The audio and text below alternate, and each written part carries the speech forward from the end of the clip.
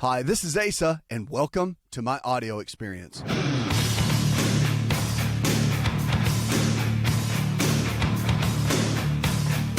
888-283-7272. It's a new prescription for a new you, America. Let's talk about it. Talk about you, talk about your health and your life. Because whatever you're struggling with, know this. If the body can get sick many times, it can get well. Whether it's losing weight, you want to get in shape, you want to have better energy levels, you want to feel better, not have that drag down and out kind of attitude. You want to just be better.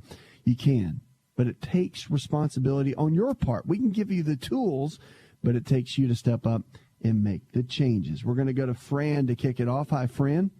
One of my friends has a little girl who is 11, and she has got type 1 diabetes as far as I know.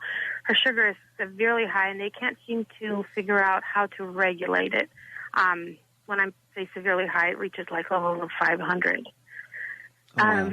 I don't know, is there anything that can be done diet-wise, or is it just, I'm being told that it's just, she's going to have to live with it for the rest of her life, and it seems kind of unrealistic, but I don't know. It's kind of scary when you hear that kind of diagnosis and you really don't know what to do. And it really puts you in a place where it's challenging and you don't really know where to turn a lot of times. And that's why I can hear that when I talk to you, because it's that unknown. Well, diabetes is interesting because there's a lot of great strides that we've made with management of diabetes. From a medical standpoint, it's been really, really good, believe it or not, compared to a lot of the other health challenges that are out there. But also, just on the side of diet and lifestyle changes, there's a lot. Now, whether you're dealing with type 1 or type 2, dietary changes can still be the same. You want to have someone, obviously your physician or whoever is working with her needs to be overseeing the whole thing. But dietary changes are really, really good. Now, registered dietitians have been very, very well trained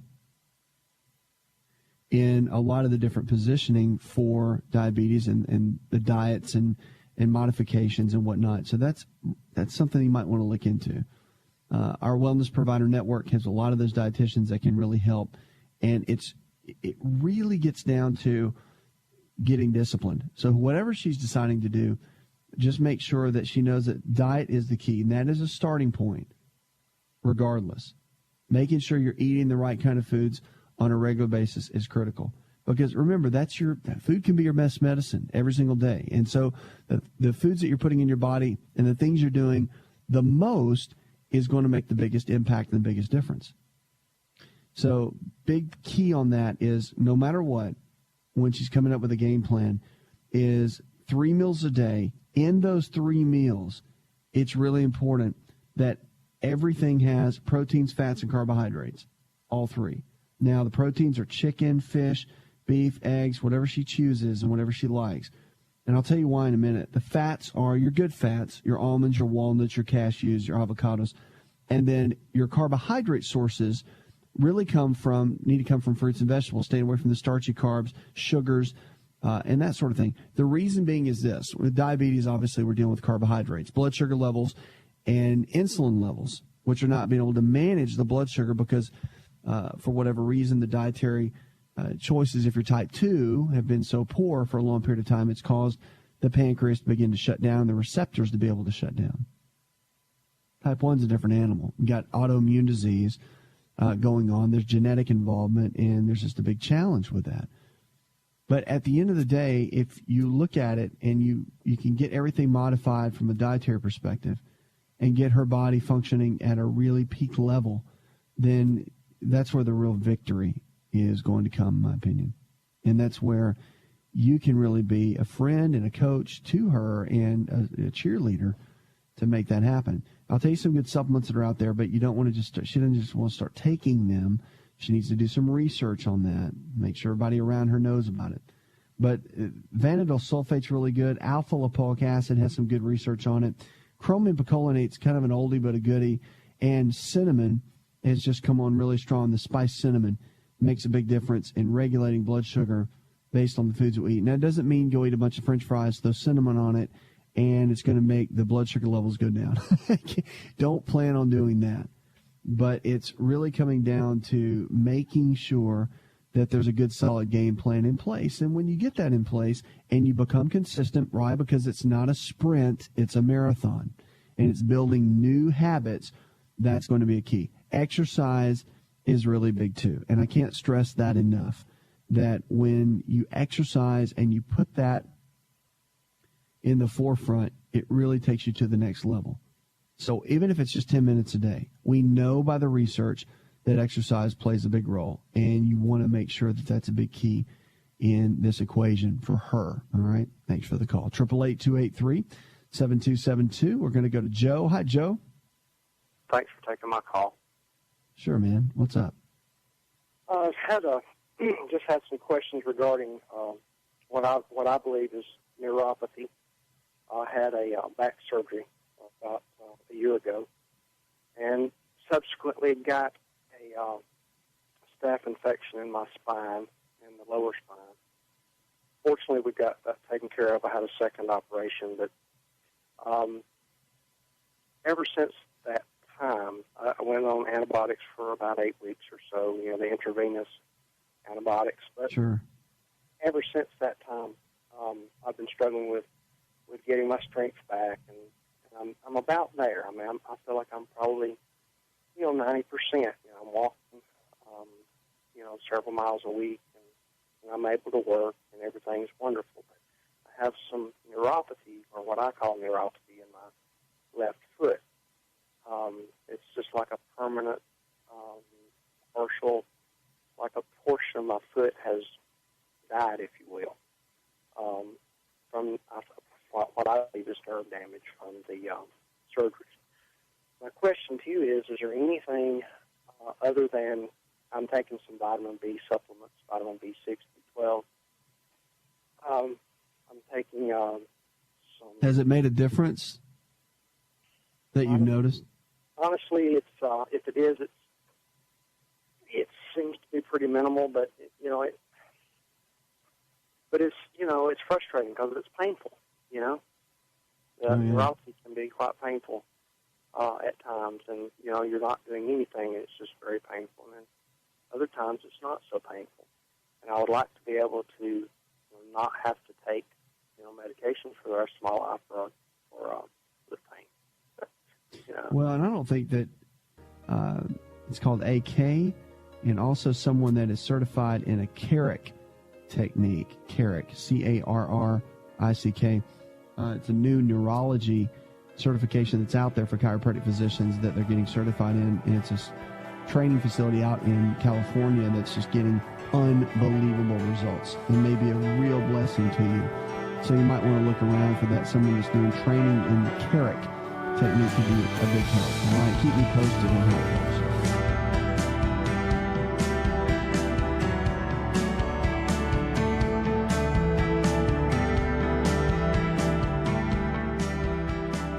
Hi, it's Asa. I'm giving you a copy of my best-selling book for free to help you in your health journey today. I'll pay for the book. All you do is just cover the small shipping and handling costs.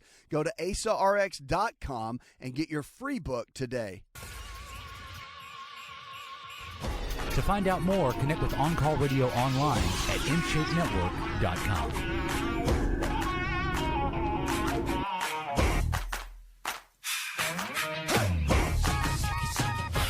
Lines are open, 888-283-7272. That's 888-283-7272. Welcome back to the show. This is your show. It's a show where your health is your greatest wealth. Make sure you send me an email. Also, our wellness provider network, our healthcare providers in your area, able to take you from where you are to where you need to be when it comes to nutrition and lifestyle-based care. You can check it out online, getwellproviders.com. Let's go now to Kyle. Hi, Kyle. What can I do to build up my immune system? I'm in my 50s, and I seem to catch colds more frequently than I used to. They seem to hit me harder and are slower to clear up, and I'm thinking there's got to be something I can change to get my immune system going a little stronger. Yeah, there's a lot you can do. The biggest one that we found over the years has been vitamin D. Vitamin D is just a big, big piece to this puzzle. And it just makes such a big difference. I mean, the vitamin D, getting your numbers checked by your physician, making sure the numbers are in the upper end of the range between about 70 and 90, not dwindling around at the bottom around 30, just is so important. And you want to make sure that you've got a good game plan going with that, because vitamin D is really that wonder nutrient that keeps the immune system strong, great for the hormones, and, of course, great for bone density and those sorts of things. But, yeah, it plays a big, big role. And you don't want to just let it slide. You want to make sure that you got your vitamin D levels up. That's the key. Now, other pieces for the immune system, exercise is a big one that a lot of people don't like doing, but they say it raises your immune system. The studies I've read by like 300%. I mean, that's huge. And that's just exercising maybe 10, 15 minutes a day. So the power and the benefits of exercise toward the immune system is just astronomical. So in that, just understand that it takes time and consistency, but that's also a good piece. Now, your diet is key too, making sure that you eat the right kind of nutrients, cutting down inflammatory foods, and there's a whole list of that in my book. But, you want to make sure that you cut down the inflammatory foods, get rid of the processed foods. Dairy products, if you're going to go with them, either do raw dairy or you want to do goat's milk dairy if you have to get the pasteurized kind. Now, coconut milk is also a really good piece. They're making coconut milk-based yogurt. Just make sure it's unsweetened. Don't do the extra sugar. That's going to definitely not help with the immune system as well. But these are all important. I mean, vitamin C, all your basics. But those are some of the real keys to keeping that immune system up. You can look into other herbs and things like astragalus and echinacea, golden seal, and all of that. But really your core is your basic eating habits, your exercise habits, and keeping your vitamin D levels up. I mean, at the end of the day, you do all that, you'll be amazed at how strong you are all the way through the year, cold and flu seasons and all that sort of thing. So interesting for sure. Immune system is powerful. We just got to take care of it. Artificial sweeteners have always been a big issue within the news, and especially in the alternative side of care. We've bashed and we've gone after the natural sweeteners. I'm a big fan of stevia, by the way, but the food additive maltodextrin, which is commonly used in the artificial sweeteners, they're saying now may worsen Crohn's disease, which is an inflammatory bowel disease, by encouraging the growth of E. coli bacteria in the small intestine. However, researchers stress that the findings are preliminary and the tests were conducted in a lab, not in people, so it's too soon to advise. Maltodextrin is a white powder used in many processed foods as a thickener or a filler, and it includes artificial sweeteners like Splenda and Equal, along with cereal, canned fruits, and packaged desserts, instant pudding, sauces, and salad dressings. You see maltodextrin everywhere, by the way. So in the study, the researchers placed Equal and Splenda and another sweetener, stevia, which is obviously a big fan of mine. I love stevia, in a dish along with E. coli bacteria taken from people with Crohn's disease. While E. coli is commonly found in the digestive tract of humans, it's usually found in the large intestine, explained senior study author Christine McDonald, who's assistant staff in pathobiology at the Cleveland Clinic. And she said the prior research has found that people with Crohn's tend to have E. coli in their small intestine, which is not normally found. Through the precise role that E. coli plays in the Crohn's is unknown, it's thought that the bacteria may contribute to the inflammation that marks that condition. Now, the growth in the dish with the Equal, which contains aspartame, dextrose, and maltodextrin, and the Splenda, which contains sucralose, dextrose, and maltodextrin, the E. coli grew stickier, forming a thick biofilm, according to the researchers, and the same did not happen with stevia, which is made from the leaves of a South American plant and does not contain the maltodextrin. So the researchers repeated the experiments with the E. coli, the maltodextrin alone, and the same sticky biofilm formed. So in the lab, E. coli becomes stickier, and it sticks to the intestinal cells, says McDonald, who conducted the research with graduate student Courtney Nickerson. But we haven't tested this in people who have other risk factors for inflammatory bowel disease, and this may tip them over the edge. They said the study was funded by the U.S. National Institutes of Health. Pretty cool. So interesting to say the least. Our quote for the day comes from Jimmy Buffett. For all you Buffett fans, if we couldn't laugh, we all would go insane. How many times have you heard that? That is for sure. Rachel in Panama City, she writes in an email, she says, what's the best way to help with chicken pox? As an adult, I'm 28, never had them. Now I do. You got to ride it out. Chickenpox virus, you simply have to ride it out. There's antivirals that you could take, but most doctors are going to tell you just to kind of suck it up and walk through it, and it'll run its course just like it does when you're a kid. Not a lot of fun, that's for sure.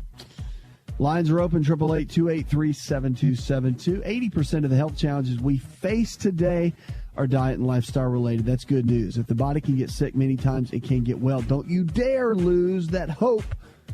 Hope is powerful. Hope can change. And hope is something that we've lost a lot in healthcare today. We've got to get it back in our lives, in the economy that we're living in. But it is powerful. And there's some keys to living healthier. We're going to talk about those when we come out of this break. But don't you go anywhere. Make sure you encourage someone about their health with something you learn on this show. That's what this whole thing is about. We'll be right back.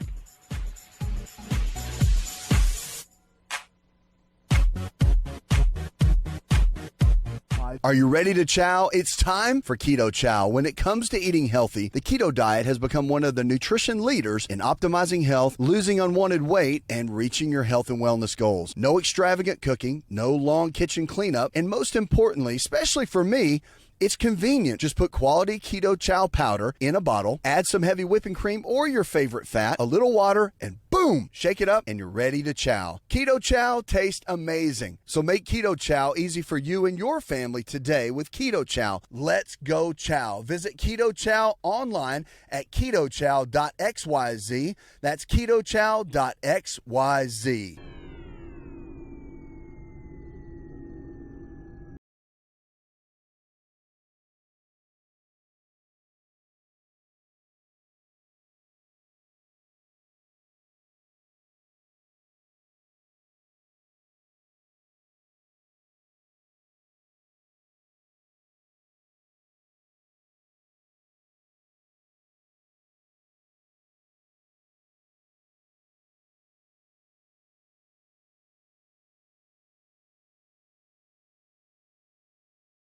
Stephen in California writes about his thyroid. He says, I've been diagnosed with hypothyroidism, and my doctor has me on levothyroxine. What do you think I should do? Well, you've got slow thyroid function, so at the end of the day, not knowing all the facts and knowing all your lifestyle, I can tell you there's a couple things you can do.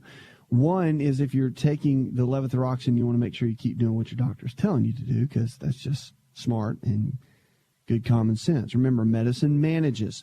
You got to come up with a game plan for your lifestyle choices. And so what's it going to be? Thyroid, you got to look at a couple things. One, there's some genetic involvement, but at the same time, there's some other factors. You want to get some blood work done, probably to check out your pituitary gland to make sure the anterior pituitary gland is functioning effectively. There's a HGH blood test that your doctor can run for that. Check out the numbers on that one. And there's some other issues that can be really helpful as well when you're looking at the body as a whole, okay, which is a real key. And you want to make sure that everything is where it needs to be.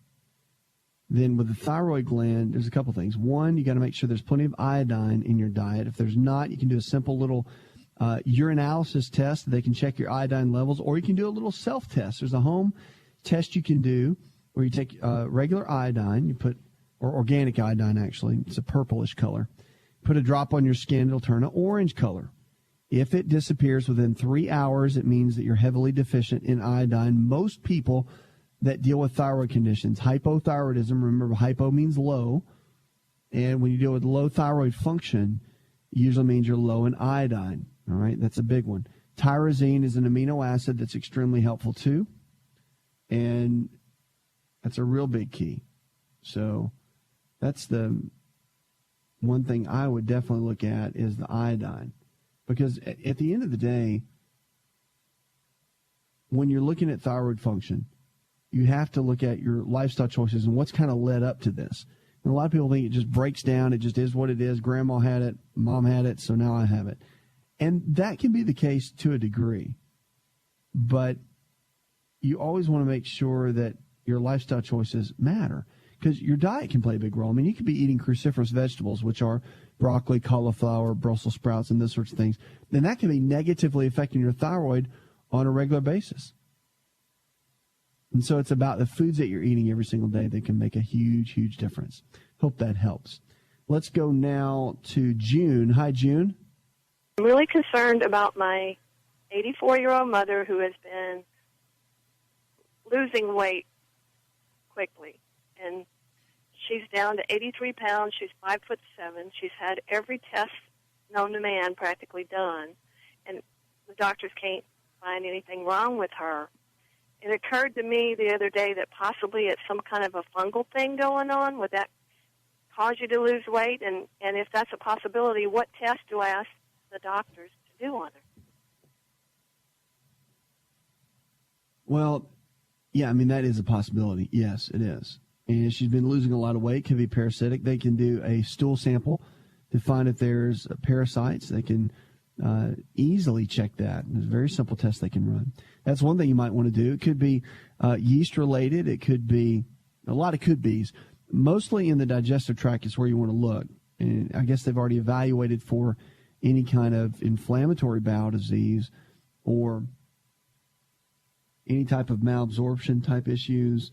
But that's where they want to look. It's all going to stem back from the digestive tract and figuring out exactly what's going on from that perspective. And that's the first and foremost area that you want to look at and get that checked into.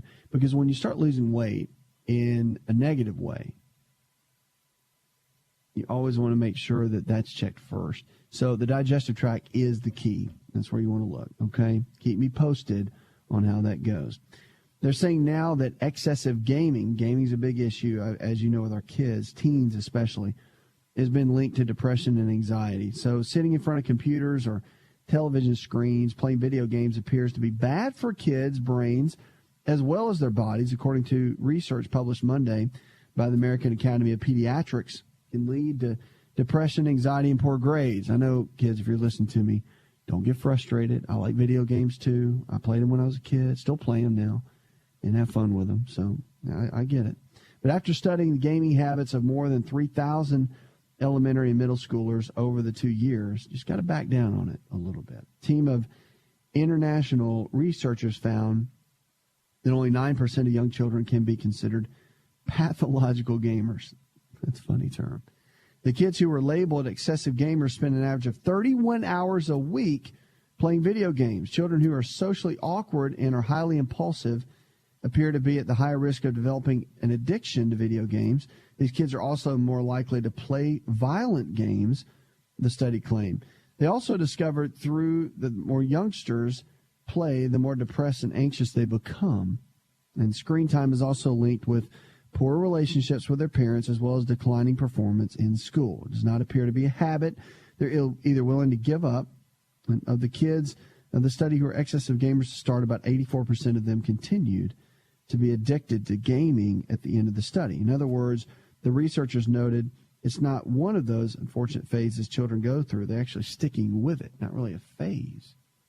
So something to be concerned about for all of us that have kids, especially if you're playing games on a regular basis. Big, big deal. 888-283-7272. Lines are open with questions about your health. And don't forget our Wellness Provider Network, our healthcare providers that believe in this lifestyle and nutrition-based care that we talk about. You can go online and check it out if you need some help with those folks. Great network that's growing all around the country. Really exciting stuff to see, that's for sure. Frank, you're with us next. How can I help? Oh, we lost Frank. That's okay. Sleep apnea is linked to higher cancer death risk, they're saying. So sleep apnea has already been linked to a host of adverse health problems. And so that's kind of a big deal, such as high blood pressure, heart disease. Now new research suggests that in people who already have cancer, the sleep disorder may raise the risk of dying from cancer. So that's telling you sleep apnea is something that we really have to look at. And, of course, the sleep studies are really important, but at the same time, you've got to look at being overweight. There's a lot of risk factors for sleep apnea and what can be done. And sleep apnea being a big issue, it's about, sometimes they've said in some studies that I've seen, you always want to make sure with that you're looking at the way oxygen's going into the cell. If you get low oxygen, meaning there's low B12 levels or low iron levels, that can be a big risk factor leading up to sleep apnea. So that is extremely important to make sure you stay on top of that. But the people with the most severe sleep apnea, those who have 30 or more episodes of low or no oxygen, see, there it is, in an hour of sleep, it's not just about not breathing. It's about literally the oxygen that's in the cells being ready. So sleep apnea is the periodic pausing of breathing during sleep that results in a drop of oxygen levels in your blood. Causes snoring and sleepiness during the day, explained the study author, Dr. Javier. And they said, aside from being an annoyance to your spouse, family members, and even your neighbors, depending on how loud your snoring is, sleep apnea is a severe problem. And it is, because it causes and can really increase hypertension, strokes, heart disease, and overall cardiovascular disease. But they're saying now, in this study they did, that the new study, or rather, at the University of Barcelona in Spain, they said that the study for the age relative to sex, body mass, smoking, and other factors might be the number one risk factor. Well, duh, no kidding. It really comes down to your lifestyle. And if you've gained a bunch of weight and you're not getting good oxygen and you're nutrient deficient, having sleep apnea is not, hello, it's going to happen. And we make it seem like it's this phenomenon that we just can't figure it out, but it's not. It's simple.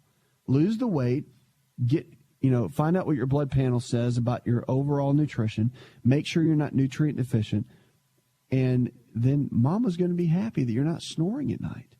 Bottom line. Not real tough. I think we got Frank back with us. Frank, welcome to the show. Friend who has Bell's palsy. It's a second time occurring for her, and she's just sort of at the end of her means as far as knowing how to deal with it. The pain is excruciating at night for her. That they can give you, but some doctors will go for it. Some doctors will just tell you to just kind of hang tight.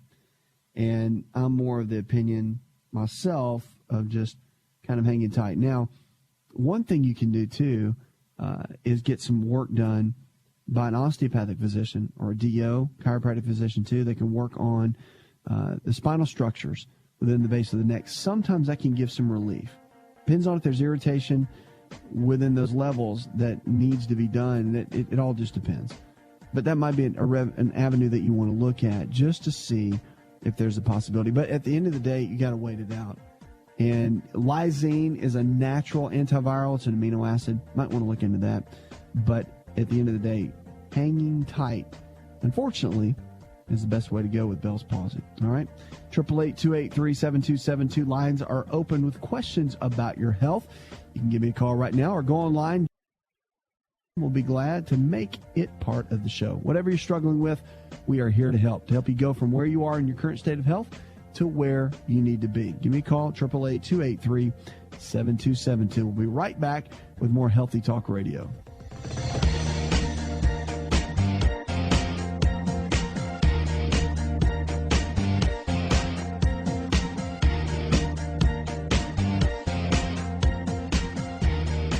Did you know that you can listen to the AsaRx audio experience on Spotify and Pandora?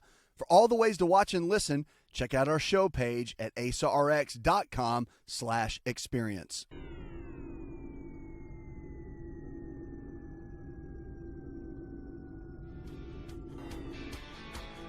Connect with On Call Radio and watch On Call TV at InShapeNetwork.com.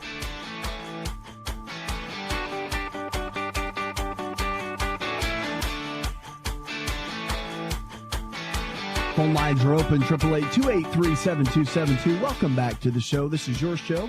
This is a show where your health is your greatest wealth. What are you struggling with? Let's talk about it. Diabetes, heart disease, low testosterone issues, hormone issues, all together, depression, whatever it is. Let's talk about it. This is your show. And speaking of hormone issues, we've seen so much with men, the big low T, they're trying to brand that, and guys are getting low testosterone levels as they're checking them into their 40s and 50s, and it's causing a lot of issues with things like erectile dysfunction and brain fog, and your emotional, mental drive is going down. So getting guys back to their, fighting weight, if you will, and just overall mental capacity has been helpful. There's a lot of ways to really get testosterone levels up naturally. And this goes for women too. Low testosterone in women has become a real issue. Sex drive has gone down in women, and they don't really know how to get, their sex drive back and really to be functional at that place. So it's kind of tough. But I can tell you some keys that are out there. One is to make sure your fat levels are up in your diet at least 25 to 30%. Low-fat diets are one of the biggest killers for your hormones. So you think you're going to cut the fat and lose the weight, but the reality is it's really going to raise havoc in your body. It's just not going to fare well. So you got to be really careful with that. The other one, you can use maca root. Things like tribulus have really good research behind them for raising testosterone levels, managing that, and just helping from more of a nutritional perspective. Protein diets that are moderate have been shown to be helpful, and also exercise programs are critical to keep testosterone levels at a good level. And it really does make a difference if you suffer from low testosterone levels. One of the big keys is high levels of stress. If you're under a lot of stress, emotional stress, relationship stress, whatever it might be, all of those are big indicators for testosterone levels being low and not being, at a good level. And what happens is, for the most part, dopamine levels begin to drop. And when dopamine drops, that's when we start having a little bit of an issue, because dopamine is a brain chemical. It's called a neurotransmitter. And when dopamine levels decline, then our testosterone begins to drop as well. So it's about keeping everything balanced is really what it comes down to. And making sure that your nutrition is good, making sure that your dopamine levels are kept high. And there's certain foods that will do that, certain foods that will help, and nutritional supplements that can help keep dopamine levels where they need to be. One of the biggest ones is stay away from caffeine and coffee. That will cut your dopamine levels almost in half. So if you're struggling with that, you want to make sure you really, really stay away from the caffeine and the coffee, because what that can do is make a big difference in your overall health, especially when you're dealing with those kind of things. We're going to go to Ronnie now on the show. Ronnie, you're on the line. How can I help? I get a dull headache and I'm pretty fatigued. It's kind of like it just comes on suddenly, all these symptoms together. With the fatigue, I don't want to move. If I sit down, I'm about done. I just want to take a nap.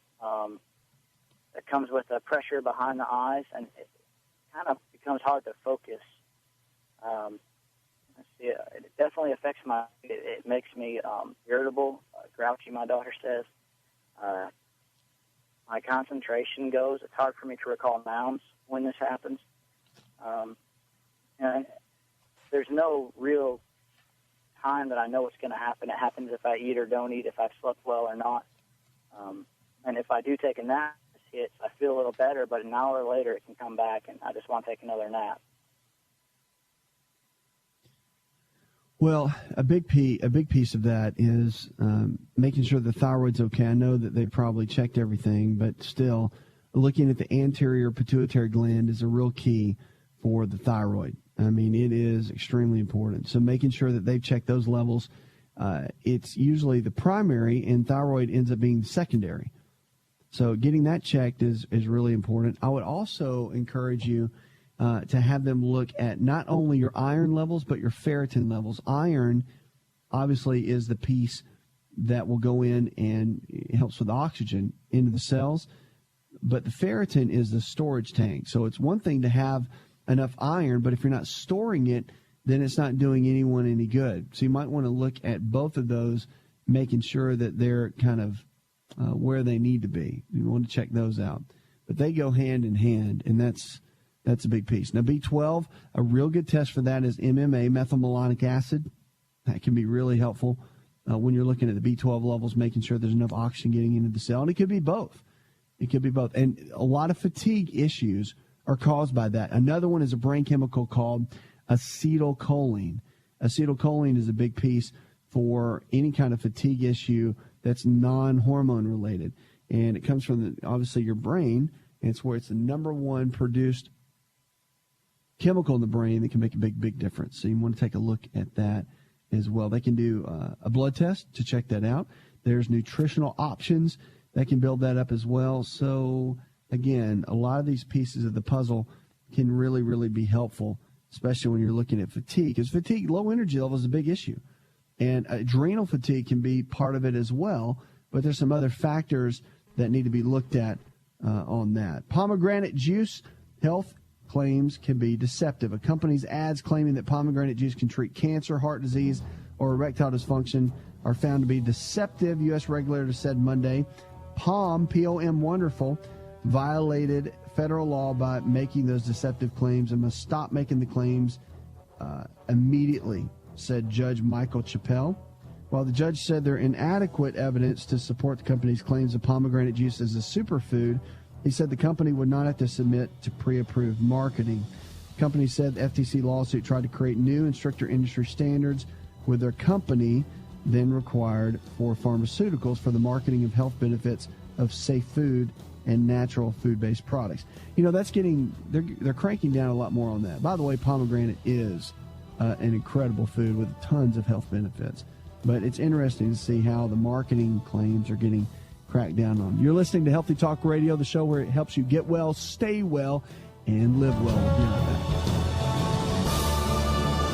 Did you know you could listen to the AsaRx audio experience on Spotify and Pandora? For all the ways to watch and listen, check out our show page at asarx.com/experience. Hi, it's Asa. I'm giving you a copy of my best-selling book for free to help you in your health journey today. I'll pay for the book. All you do is just cover the small shipping and handling costs. Go to asarx.com and get your free book today. This episode is over, but check episode notes for links to products and services you've heard about on this episode. Thanks for listening and subscribing. Please share the AsaRx audio experience with others and stay in touch by giving us your comment or review.